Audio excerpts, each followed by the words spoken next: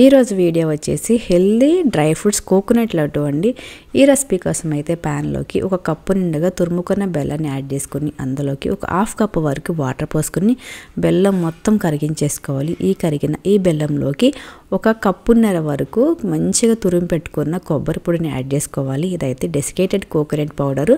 దానిలోకి కొన్ని cashew nuts, కొన్ని ఆల్మండ్స్, కొన్ని గుమ్మడికాయ గింజలు, అలానే ఒక స్పూన్ వరకు గసగసాలు, టేస్ట్ తగ్గట్టు కాస్తంత ఇలాచీ పొడి ఇవి మొత్తం యాడ్ చేసుకుని మంచిగా మిక్స్ చేసుకున్న తర్వాత బెల్లం కాస్త దగ్గర పడి చేత్తో పట్టుకుంటే కొంచెం జిగురుదనం వస్తుంది. ఆ టైం వరకు చక్కగా వేయించేసుకున్న తర్వాత కాస్తంత చల్లారిన తర్వాత మీరు పట్టి వేడిని బట్టి చిన్న చిన్న లడ్డూలు మీరు చుట్టుకున్నారంటే హెల్దీ కోకోనట్ లడ్డు మీకు తయారైపోతుంది.